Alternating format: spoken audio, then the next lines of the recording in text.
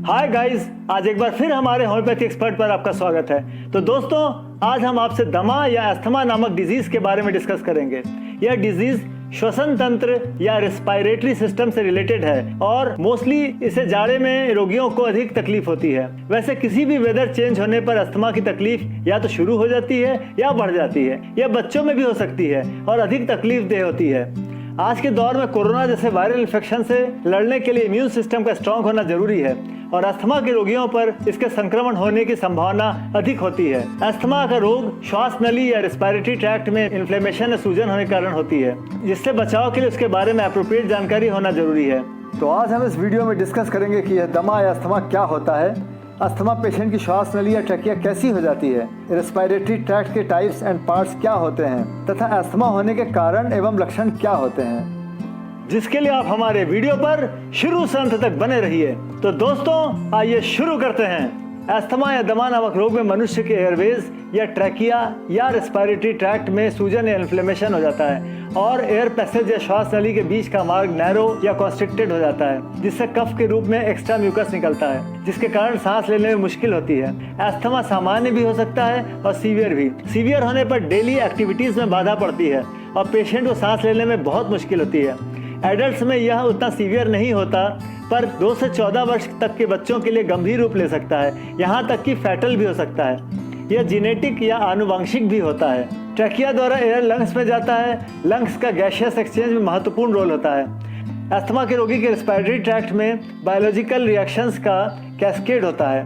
Cascade का अर्थ रासायनिक प्रतिक्रिया या केमिकल रिएक्शंस का एक सीरीज होता है जो एक सेल से दूसरे सेल में जाता है। लंग्स में एयर नाक एवं एयर ट्यूब्स द्वारा जाते हैं, जहां से ब्लड में एब्जॉर्ब हो जाते हैं और फाइनली हर सेल एयर का ऑक्सीजन वाला पार्ट ब्लड के साथ पहुंच जाता है और हर सेल को जीवित रखता है, क्योंकि हर सेल को एनर्जी के लिए ऑक्सीजन की जरूरत होती है। हमारा रेस्पिरेटरी ट्रैक्ट सांस के साथ आए एयर से ऑक्सीजन को रोककर CO2 को रिलीज करता है।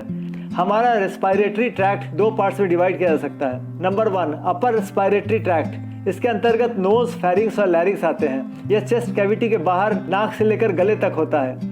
नाक या नेजल कैविटी से रेस्पिरेशन की प्रोसेस शुरू होती है और नेजल पैसेज के अंदर स्थित म्यूकस मेम्ब्रेन एयर के साथ आए डस्ट पार्टिकल्स को रोक लेता है। यही हेयर जैसी महीन रचना, जिसे सीलिया कहते हैं, इन डस्ट पार्टिकल्स को बाहर निकाल देते हैं। दूसरा है फेरिंग्स। नेजल कैविटी से जुड़ा 5 इंच लंबा एवं खोखला ट्यूब होता है, जिससे फूड एवं एयर दोनों ही जाते हैं और लैरिंग्स में पहुंचते हैं। यह फेरिंग्स डाइजेस्टिव सिस्टम और रेस्पिरेटरी सिस्टम दोनों का ही हिस्सा होता है। इसके 3 पार्ट्स होते हैं, नेजोफेरिंग्स, ओरोफेरिंग्स और लैरिंगोफेरिंग्स। तीसरा है लैरिंग्स। इसे ध्वनि यंत्र या वोकल कॉर्ड भी कहते हैं। इसका मेन कार्य लंग्स में फॉरेन पार्ट्स को जाने से रोकना है। उसके बाद है लोअर रेस्पिरेटरी ट्रैक्ट। यह सीने की पसलियों के अंदर या चेस्ट कैविटी में सुरक्षित होता है। इसके 3 भाग होते हैं, ट्रैकिया, ब्रोंकियल ट्यूब और लंग्स। Number 1, trachea. इसे विंड पाइप भी कहते हैं। यह लैरिंग्स से लंग्स को जाने वाले ब्रोंकाई को आपस में जोड़ते हैं। यह एक नली के समान होता है जो आगे जाकर 2 पार्ट्स में डिवाइड हो जाता है, जिन्हें ब्रोंकस कहते हैं। बायां ब्रोंकस लेफ्ट लंग को और दायां ब्रोंकस राइट लंग में जाता है। दोनों ब्रोंकस आगे जाकर कई छोटे छोटे ट्यूब्स में डिवाइड हो जाते हैं, जिन्हें ब्रोंक्यूल्स कहते हैं। तीसरा, लंग्स।